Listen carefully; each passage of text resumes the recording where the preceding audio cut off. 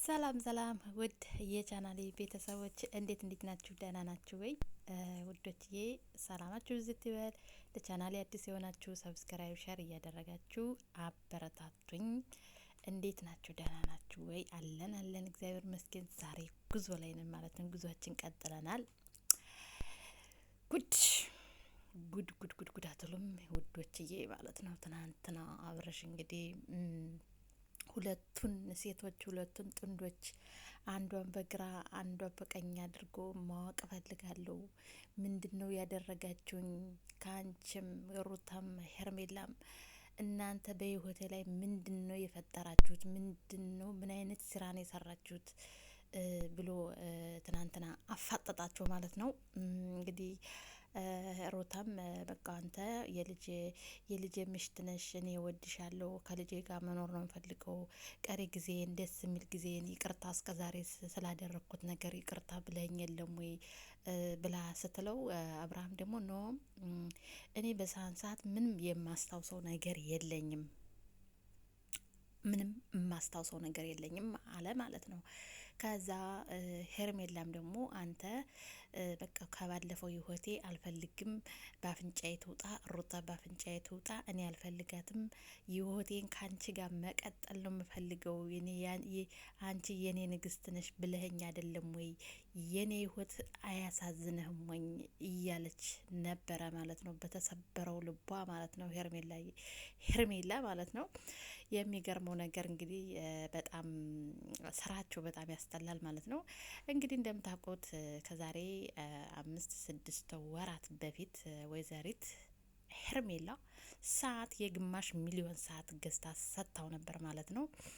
እንግዲህ ሩታ ደግሞ እንዴት የልጄን አባት ምንም ቢሆን ብዙ ነገር አብረን አሳልፈናል፣ የልጅ አባት ነህ፣ ለልጅ ታስፈልገዋለህ፣ እንዴት ባንተ ላይ የሆነ ነገር አደርጋለሁ? አንተ ምንም አይነት ችግር እንዲደርስብህ አልፈልግም፣ ምንም በኔና ባንተ መሀል ችግር ቢኖር ብላ ይህን ሀሳቧን አቀረበች ማለት ነው። ከዛ ሁለቱ በቃ ተፋጠጡ ማለት ነው። አንተ እንደዚህ ብለህ ነበር፣ እንደዚህ አድርገህ ነበረ፣ ከኔ ጋር ህይወትን መቀጠል ትፈልጋለህ፣ በዚህ ወጥቶ በዚህ ወርዱ ምናምን እያለች ሄርሜላ ጓገጭ እያለች ነበረ ማለት ነው። እውነት ለመናገር በጣም ያስጠላል። ማለት ሲጀመር ቪዲዮአችሁ በሙሉ ያስጠላል፣ ግን ትናንትና በጣም ይደብራል ማለት ነው። ማለት ይደብራል ስላችሁ ስንት ነገር የሚሰራ እያለ ግን እንደዚህ ምን አላቀው ይሄ መተት ምናምን የሚሉት ነገር እኔ አይመቸኝም ማለት ነው ውዶችዬ።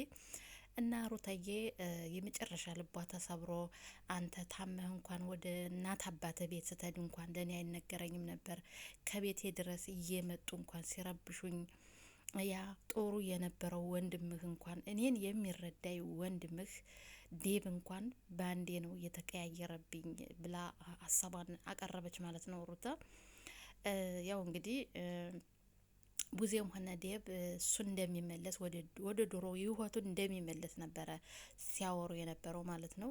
አብረሽ ግን አሁን ላይ እናንተ አንቺም ሩተም ሆነ ሄርሜላም ሆነ እናንተ አታስፈልጉልኝ፣ ከህይወቴ ውጡልኝ ብሎ ሩታን ማባረራት ማለት ነው። ሩታ በቃ አንተ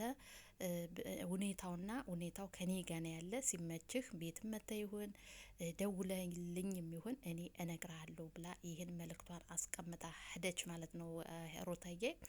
ሄርሜላ አንቺ ለምን ትቆሚያለሽ? እሷ ሄዳለሽ አይደለ? ለምን ትቆማጭ? መሄድ አለብሽ ብሎ ጓግጭ አለባት ማለት ነው።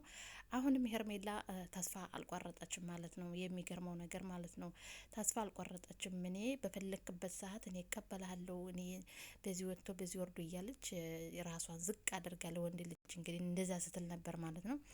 እውነት ለመናገር በጣም አስጠያፊ ነገር ነው ማለት ፍቅር እኮ የጋራ ነው፣ ፍቅር የጋራ ነው። እሱ እንግዲህ ያው ተፈላጊ ነኝ ብሎ ነው የሚያስበው ማለት ነው።